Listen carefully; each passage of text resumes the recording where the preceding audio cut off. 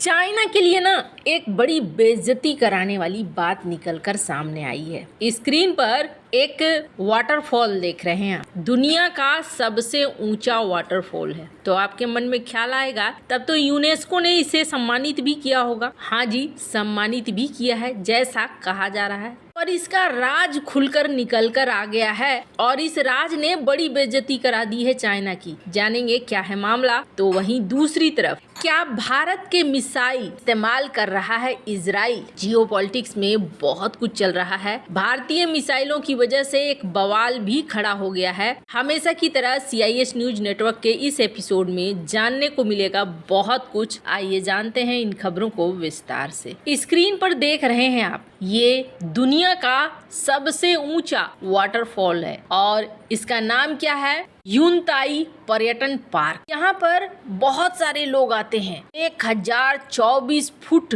ऊंचा युनताई mountain waterfall, जिसको कहा जाता है कि प्राचीन काल से ही ये इतनी ऊंचाई से गिरने वाला झरना है। 314 मीटर चीन के हेनान प्रांत में है और इसको यूनेस्को ग्लोबल जियो पार्क कहा जाता है। बात तो सही है, दुनिया के सबसे ऊंचे झरने को सम्मान तो मिलना ही चाहिए। पर इसी बीच एक यूजर ने कुछ वीडियो डाल दिए और इस वीडियो के बाद जो मीडिया पीछे पड़ी हुई है, चीन जिसे एशिया का सबसे ऊंचा झरना बता रहा था, उसकी सच्चाई दुनिया के सामने आ गई। एक पर्यटक ने इससे पर्दा हटाते हुए कहा कि देखो, झरने में पानी पाइप से चल रहा है। मैं चाहती हूँ कि इस वीडियो को आप देखें। इस वीडियो में आपको क्या दिख रहा है, चीन के इस युनताई माउंटेन झरने को लेकर सोशल मीडिया में चर्चा हो रही है। अब इसे देखकर विवाद भी खड़ा हो गया है, क्योंकि पर्यटक ने कहा कि मैं तो इतना मुश्किल से इस जगह पर आया ये सोचकर कि मुझे कुछ प्राकृतिक देखने को मिलेगा। चीन का ये सबसे ऊंचा निर्बाध झरना है जो हमेशा बहता रहता है, का चाहे मौसम कैसा भी हो। पर यहाँ पर तो ऐसा सीन नहीं है। BBC ने भी रिपोर्ट छापनी शुरू कर दी। कहा झरने में पानी जो आ रहा है, ये पानी दरअसल पाइप से आ रहा है, जैसा कि आपने वीडियो क्लिप में भी देखा। इस वीडियो क्लिप को बड़ी संख्या में लोगों ने शेयर किया है। युनताई पर्यटन पार्क के संचालकों ने कहा है कि बारिश नहीं होने की वजह से कम हुए पानी को पूरा करने के लिए पाइप से मदद ली गई, ताकि आगंतुकों को यहाँ कम पानी देखकर निराशा न हो। चीनी सोशल मीडिया साइट डोइन पर एक यूजर ने झरने का वीडियो शेयर किया। इस वीडियो में पर्यटक को युनताई जलप्रपात के शीर्ष पर एक बड़ी पाइप दिखाई दिया और उसके बाद इन्होंने कहा कि मैं इतना कठिनाइयों से यहाँ आया, ये तो एक पर्यटकों के साथ धोखा है। स्थानीय सरकारी अधिकारियों को जांच के लिए पार्क में भेजा गया। इसके बाद झरने की देखरेख करने वाले लोगों ने बताया कि हम चाहते थे कि लोग जब यहाँ आए तो उनको सबसे सुंदर दृश्य देखने को मिले। ऐसे में गर्मी के मौसम में एक छोटा सा सुधार किया ताकि पर्यटकों को अच्छा महसूस हो। पार्क के अधिकारियों ने कहा कि जिस पानी का इस्तेमाल हो रहा है, उन्होंने झरने में पानी पंप करने के लिए किया था। वो झरने का ही पानी है, प्राकृतिक परिदृश्य में कोई नुकसान नहीं होगा। अब यहाँ तो पूरा खेल ही झोल का लग रहा है। जिस तरीके से ये पुराने वीडियो शेयर हो रहे हैं, इस वीडियो में ये दिखलाने की कोशिश हो रही है कि देखो कैसे पाइप ऊपर की तरफ जा रहा है और ये पाइप ऊपर की तरफ बढ़ता हुआ खत्म हो रहा है, जो दिखा रहा है कि दरअसल पूरी की पूरी पाइप की संरचना बनी हुई है। अब यहाँ पर जिस तरीके से चीजें निकल कर आ रही है, कमाल की बात यह है कि इसका नाम यूनेस्को दिया गया और यूनेस्को के नाम पर ये सारी चीजें हो रही हैं। ये चाइना के लिए इस वक्त बड़ा ही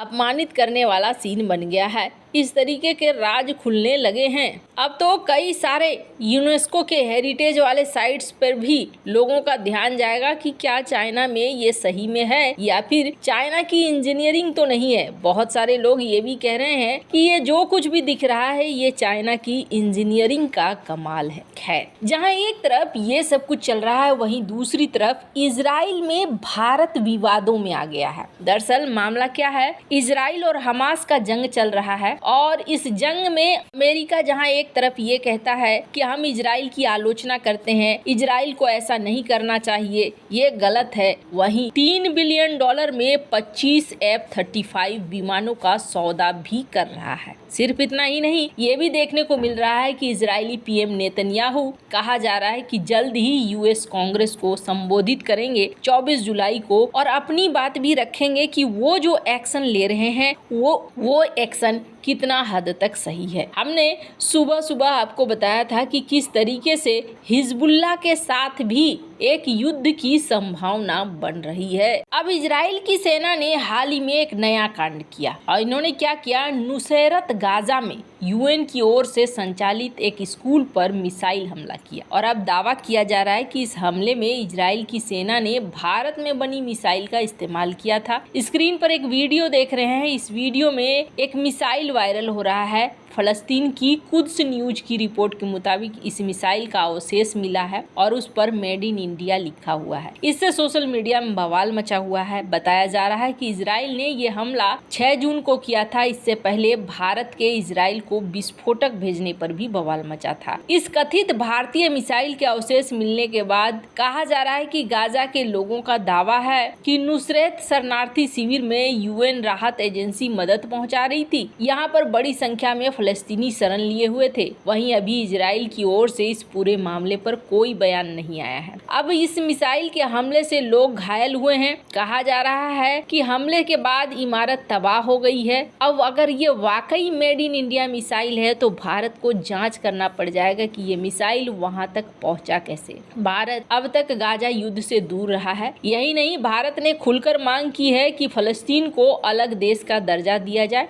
वहीं इजराइल की सेना ने बार बार जोर देकर कहा है कि वो एकदम सटीक हमले कर रही है और हमास तथा इस्लामिक जिहाद के आतंकियों को निशाना बना रही है। इस वीडियो के आने के बाद अब कहा जा रहा है कि क्या भारतीय हथियारों का इस्तेमाल गाजा युद्ध में किया जा रहा है। यहाँ पर स्पेन ने भारत के भेजे कई टन विस्फोटक से भरे जहाज को अपने तट पर रुकने की अनुमति देने से इनकार कर दिया था। स्पेन के विदेश मंत्री जोसे मैनुअल अल्वारेस ने 17 मई को कहा था कि डेनमार्क के झंडे वाला जहाज पर 27 टन विस्फोटक लदा था, जिसे भारत के चेन्नई से भेजा गया था। ये विस्फोटक इजराइल के हाइफा बंदरगाह भेजा जा रहा था। इस खुलासे के बाद हमास समर्थकों ने भारत के खिलाफ बोलना शुरू कर दिया था। आपको बता दें, भारत और इजराइल के बीच रक्षा संबंध दशकों से बहुत मजबूत है। कारगिल युद्ध के समय इजराइल के बमों से ही भारत को सफलता मिली थी। भारत अरबों डॉलर के हथियार इजराइल से खरीदता है, लेकिन एक बड़ी बात यह भी है कि भारत में अब इजरायली कंपनियां हथियार बनाने लगी हैं। अगर वो भारत में हथियार बनाएंगी तो मेड इन इंडिया लिखा रहेगा,